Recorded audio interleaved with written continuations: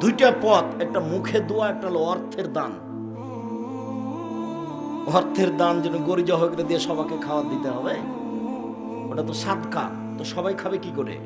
কথা মনে হয় আমি বুঝাতে পারি না। সাদকা কে খাবে? ফকির মিসকিন খাবে না ওই ধনী মানুষটা খাবে?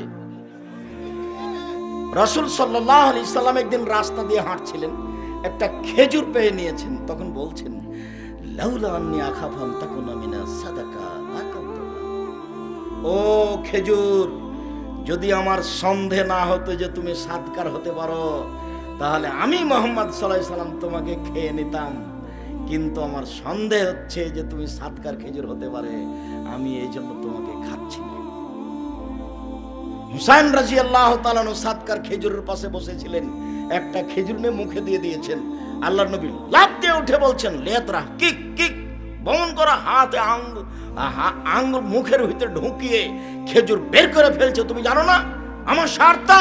তুমি জানো না ইন্না লানা কোনো সাদকা, আমরা সাদকা খাই না। আরে আমি তো খাই না, আমার বংশ খায় না, আমার বংশ তো খায় না, আমাদের বাড়িতে যে কাজ করে সেও খায় না, তার উপরে হারাম। সাদকা হচ্ছে মানুষের ময়লা।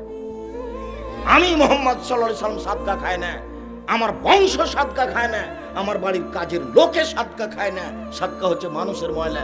হোসাইন, তুমি সাদকা মুখে দিলে কেন? তোমার মুখের ভিতরে আঙ্গুল ঢুকিয়ে তোমাকে বমন করে আমি সাদকা বের করে বলে দিলাম। হাদিস বুখারী মুসলিম। আর তোমার চাচা 5 কোটি টাকার গাড়িতে চড়ে এসেছে, তাকে তোমার বাপকে গরু জবাই করে খাওয়াইলে, বেটা পাগল হয়ে গেছে, ধর্ম বোকা হয়ে গেছে। ফরিদপুরে এসে, মাগুরাতে এসে ধর্ম পাগল হয়ে গেছে। সাবধান থাকুন, যা বলছি সেই কথার 19-20 করা অসম্ভব, তবে আমি মানুষ। দীর্ঘ 30 বছর থেকে আমি কোনোদিন অপ্রয়োজনীয় বাক্য বলিনি। দীর্ঘ 30 বছর থেকে আমি কোনোদিন মানুষের কাছে পথ খরচ পাথেও চাইনি। যদি কোনোদিন প্রমাণ হয়ে যায় যে আব্দুল রাজ্জাক সাহেব পথ খরচ পাথেও চেয়েছিল, সেদিন থেকে আমি জাতির সামনে কথা বলবো না।